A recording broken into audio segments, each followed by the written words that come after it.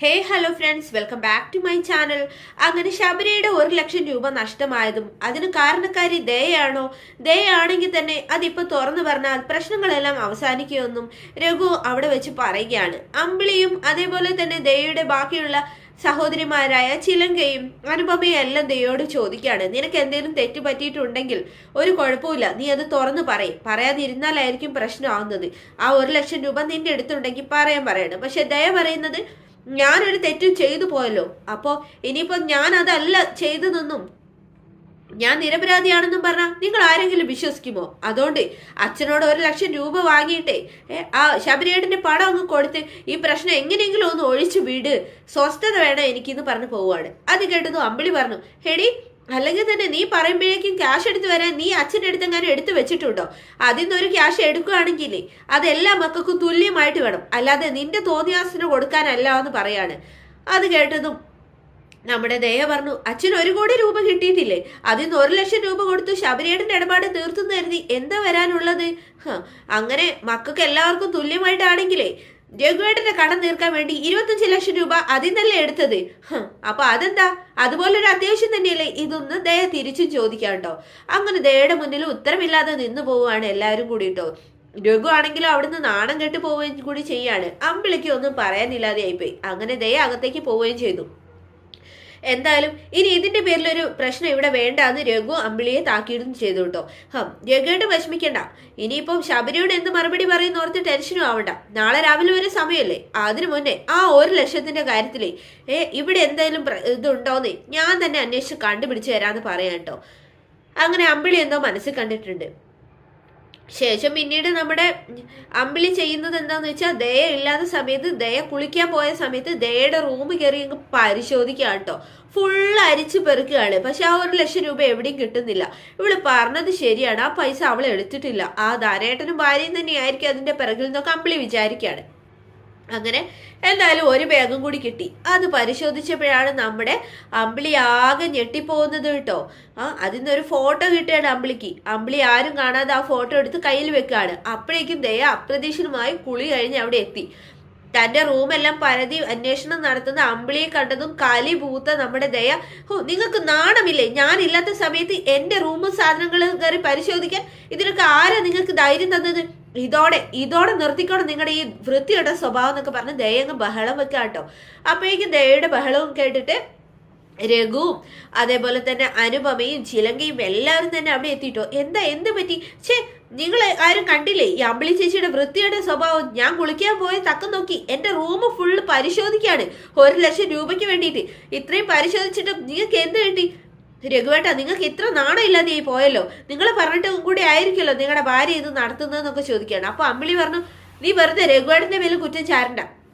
ഇതില്ലേ ഈ രഘുവേട്ടന്റെ ഭാഗത്ത് ഒരു തെറ്റുമില്ല. ഞാൻ സ്വയാണ് നിന്റെ റൂം പരിശോധിക്കാൻ ഇറങ്ങിയത്. നാണം ഇല്ലല്ലോ നിങ്ങൾക്ക് ഇങ്ങനെ പറയാൻ. എന്റെ ദയ, നീ ഇങ്ങനെ ബഹളം വെക്കല്ലേ.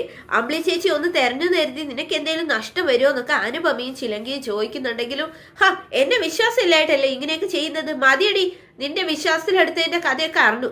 നീയാണല്ലോ അവരുടെ വീട്ടിൽ പോയിട്ട് പണം എടുത്തു കൊണ്ടു വന്നേ. അപ്പം പിന്നെ നിന്നെ അത്ര വിശ്വാസം ഉണ്ടാകത്തുള്ളൂ. എന്നിട്ടിപ്പൊ നിങ്ങൾ എന്റെ റൂം പരിശോധിച്ചിട്ടേ എന്താ കിട്ടിയത്? ഒന്നും കിട്ടിയില്ലല്ലോ. ഇതോടെ നിർത്തിക്കോണം നിങ്ങളുടെ ഈ ഭരണവും അന്വേഷണവും ഒക്കെ. ഇല്ലെങ്കിലേ ചേച്ചി എന്നുള്ള കാര്യം ഞാനങ്ങ് മറക്കുന്നു ദയ പറയാണ് കേട്ടോ. അതോടെ ആയപ്പോ എല്ലാരും ഷോക്കായിട്ട് നിൽക്കുകയാണ്. ദയയുടെ ഈ പൂണ്ട് വിളയാട്ടം കേട്ട് നമ്മുടെ അമ്പിളിക്ക് അങ്ങ് കലി കയറുകയാണ്. നിർത്തടി, മതിയാക്കിക്കോ നീ. അതെ, നിന്റെ റൂം ഞാൻ പരിശോധിച്ചിട്ടേ അവിടുന്ന് പണം കിട്ടിയില്ല. അതുകൊണ്ട് തന്നെ നീ പണം എടുത്തിട്ടില്ല എന്നുള്ള കാര്യം ഞാൻ സമ്മതിക്കാം. പക്ഷേ നീ എന്തിനാണ് ഈ ശബരിയെ കളഞ്ഞ് ഇവിടെ വന്ന് നിൽക്കുന്നതെന്നുള്ള കാര്യമൊക്കെ ഇപ്പൊ എനിക്ക് മനസ്സിലായി. എന്താ നിങ്ങൾ പറഞ്ഞു വരുന്നതെന്ന് ദയ ചോദിക്കാം കേട്ടോ. അപ്പൊ ഇവളുടെ റൂമേ പരിശോധിച്ചപ്പോഴേ കിട്ടിയ ഫോട്ടോയാ ഇതെന്ന് പറഞ്ഞിട്ട് എല്ലാവർക്കും കാണിച്ചു കൊടുക്കുകയാണ്. കണ്ടില്ലേ നിങ്ങള്? പണ്ട് ഇവിടെ വിവാഹം കഴിച്ചേ ആരും അറിയാതെ വിവാഹം രജിസ്റ്റർ ചെയ്തിട്ടേ ഇവിടെ ചതിച്ചു കളഞ്ഞു കഴിഞ്ഞ ആ പയ്യനില്ലേ, അവന്റെ ഫോട്ടോ എന്ന് പറഞ്ഞ് അത് കണ്ടത് എല്ലാരും ഞെട്ടിത്തെരിച്ചിരിക്കുകയാണ്. ദയ പോലും അന്തം വിട്ടു പോയിട്ടോ. ഇപ്പൊ നീ എന്തുകൊണ്ടാ നീ ശബരിയായിട്ട് ഒത്തുപോകാത്തതെന്ന് മനസ്സിലായി. നിന്റെ മനസ്സിൽ ഇപ്പോഴും ഇവനാണല്ലേ, ഇവൻ നിന്റെ മനസ്സിലുള്ളതുകൊണ്ടായിരിക്കും നീ ശബരിയെ പോലെ നല്ലൊരു പയ്യനെ അവിടെ കളഞ്ഞിട്ട് വന്നത് എന്നൊക്കെ അമ്പിളി ചേച്ചി ഒരുപാട് അങ്ങ് പറയാട്ടോ. അത് കേട്ടതും ദയക്ക് അങ്ങ് കലി വരികയാണ്. ദയ ആ ഫോട്ടോ കൊണ്ട് വാങ്ങിയിട്ട് പിച്ച് ചീന്തി കളയാണ് കേട്ടോ. പണ്ട് എപ്പോഴും എടുത്തു വെച്ച ഒരു ഫോട്ടോ ആണ് ഇത്, അല്ലാതെ ഞാൻ ഇപ്പൊ ഇന്ന് സൂക്ഷിക്കുന്ന ഒന്നല്ല. മതിയടി, പണ്ട് എപ്പോഴോ നിന്നെ ചതിച്ചു പോയവന്റെ ഫോട്ടോ ഇപ്പോഴും നീ താലോചിക്കുന്നുണ്ടെങ്കിൽ അതിന്റെ അർത്ഥമൊക്കെ മനസ്സിലാവുന്ന അമ്പിളി പറയാട്ടോ.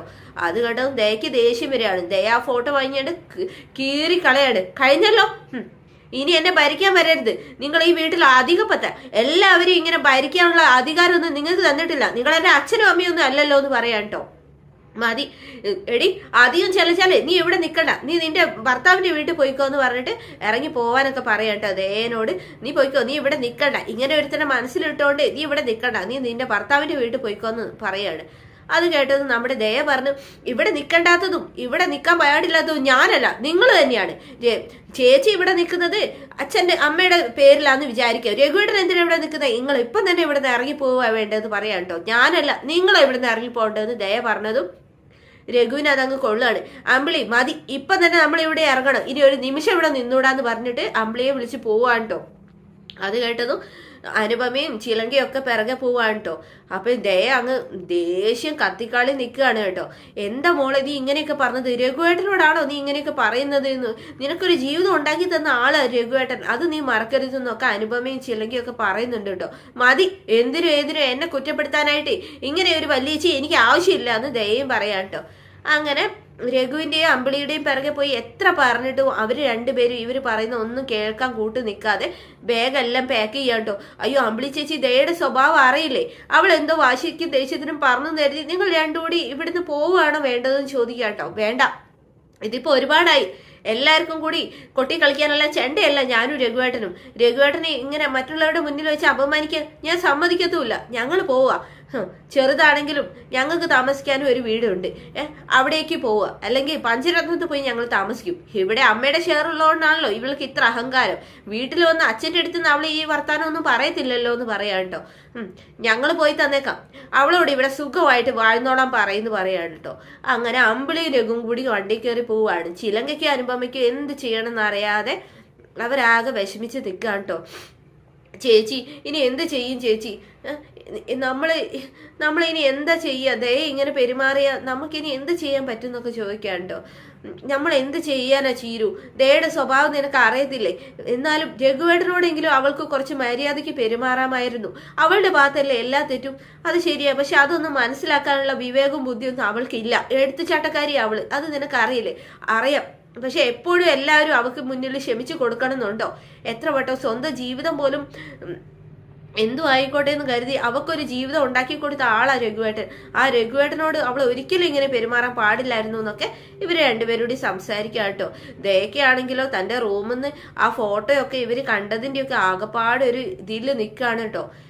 എന്തായാലും ഈ കാര്യങ്ങളൊക്കെ അനന്തമാഷ അറിയുമ്പോൾ ഇനിയിപ്പോൾ അതായിരിക്കും സംഭവിക്കുക. കാരണം ദയ പണ്ടൊരു വിവാഹം എല്ലാവരെയും മറച്ചു വെച്ച് കഴിച്ചതാണെന്നും ആ പയ്യനെ അന്ന് കുത്തിയതും അങ്ങനെയുള്ള എല്ലാ കഥകളും ഇനിയിപ്പോൾ അമ്പിളിയായിട്ട് തന്നെ അനന്തമാഷിനെ അറിയിക്കും. അതോടുകൂടി ദയ എന്നുള്ളൊരു മകളുടെ ചീട്ട് അനന്തമാഷ് അങ്ങ് വെട്ടാനുമുള്ള എല്ലാ സാധ്യതയുണ്ട്. വീണ്ടും അടുത്ത കിടലം വീഡിയോയിൽ കാണാം. അതുവരേക്കും thanks for watching my channel.